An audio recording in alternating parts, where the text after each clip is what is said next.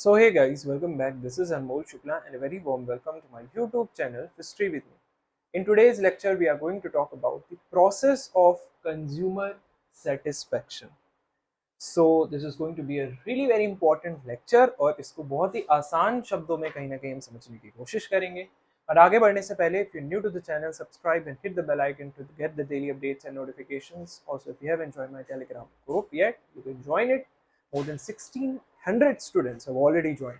You can also follow me on Instagram to connect with me on personal level. So let's start customer satisfaction process. Basically, what we are going to talk about here is the various stages in it. तो क्या क्या stages हैं किसी consumer satisfaction process की. तो सबसे पहली stage किसी भी कंज्यूमर सेटिस्फेक्शन प्रोसेस की जो होती है वो है प्री परचेज एक्सपेक्टेशंस.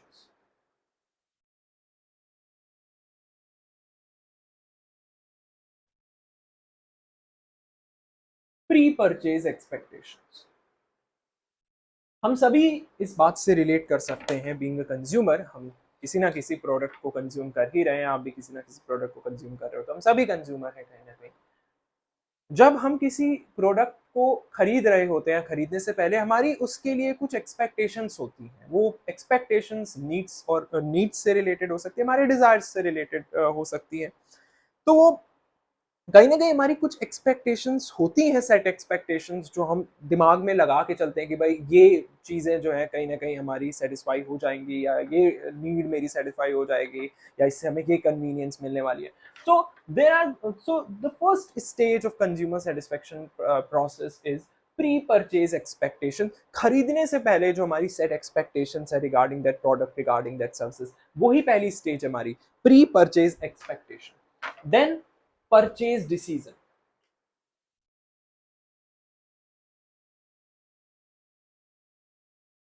अब जो भी हमारा प्री कंसीव्ड नोशन था, उस बेसिस पे अब हम एक डिसीजन लेंगे इंफॉर्मेशन के बेसिस पे, डिफरेंट जो हमने सर्चेस किए उनके बेसिस पे, अपने इंट्यूशन के बेसिस पे हम एक डिसीजन लेंगे परचेज का कि हमें क्या खरीदना है, कौन सा पर्टिकुलर प्रोडक्ट खरीदना है. So here consumers make,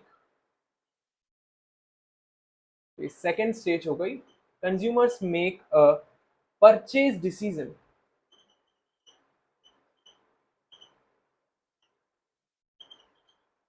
based on their expectations. So अपने एक्सपेक्टेशंस के बेसिस पे वो परचेज डिसीजन लेंगे इस स्टेज में. सो consumers make a purchase decision based on there expectations. Perceived value,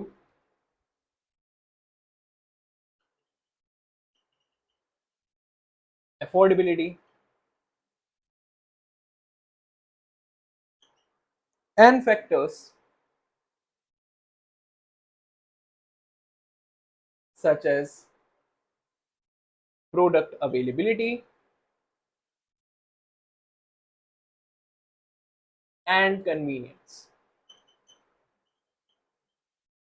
सो बहुत सारे फैक्टर्स होते हैं जिसके बेसिस पे कंज्यूमर फिर डिसाइड करेगा और परचेज डिसीजन लेगा. परसीव वैल्यू, जो भी सेट एक्सपेक्टेशंस थी, अफोर्डेबिलिटी, प्राइसिंग जो भी है उस पर्टिकुलर प्रोडक्ट का, प्रोडक्ट अवेलेबिलिटी क्या है, कितनी कन्वीनियंटली वो हमें मिल रही है. सो सारी चीजों के बेसिस पे कंज्यूमर कहीं ना कहीं सेकेंड स्टेप में आके परचेज डिसीजन लेगा. Then perceived satisfaction.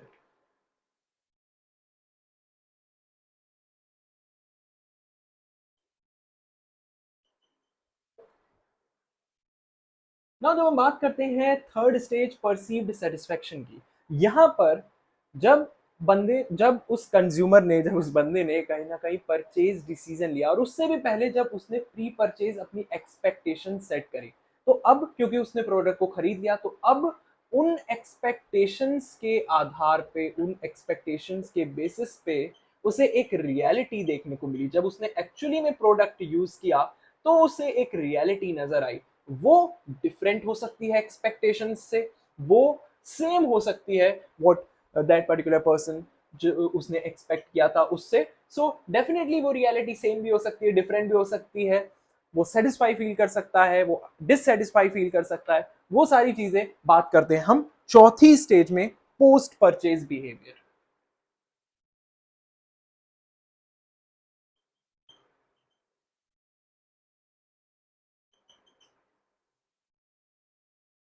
Post purchase behaviour की जब हम बात करते हैं तो यहाँ पर एक सिंपल सी चीज हमें क्लियर हो जाती है, हमें आउटकम अपने सामने दिख जाता है, एक इंडिकेशन मिल जाता है कि भाई कस्टमर सेटिस्फाइड है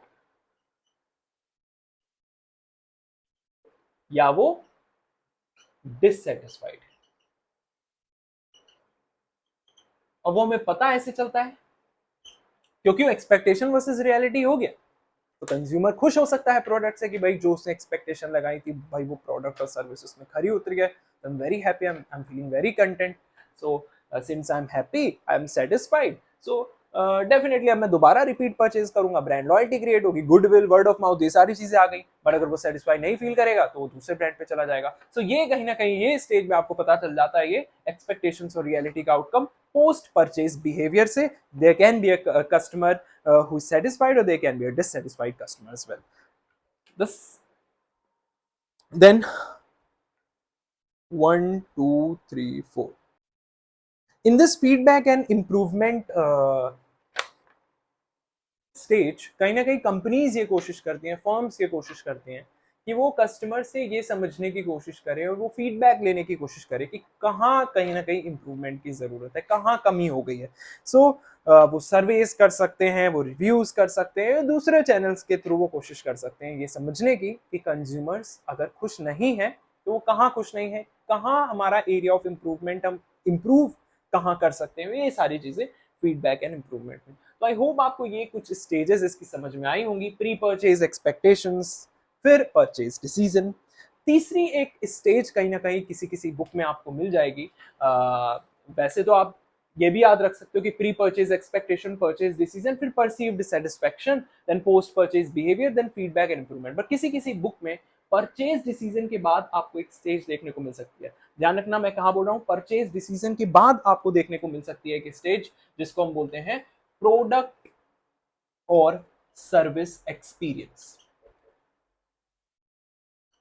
जिसमें और कोई बात नहीं है। जैसे ही बंदा प्रोडक्ट को खरीद लेता है तो डेफिनेटली वो एक्सपीरियंस करेगा प्रोडक्ट और सर्विस को। सो उस टाइमलाइन की बात की गई है, उस एक्सपीरियंस की बात की गई है इस स्टेज में, प्रोडक्ट और सर्विस एक्सपीरियंस स्टेज।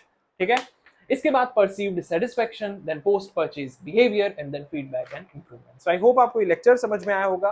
कहीं भी कंफ्यूजन अगर रह गई है तो आप मुझसे कमेंट बॉक्स में सवाल या कोई भी फीडबैक अगर आप देना चाहते हो तो वो भी आप मुझे दे सकते हो कमेंट सेक्शन में। That's it about this lecture, मिलते हैं नेक्स्ट लेक्चर में। Till then keep studying, take care.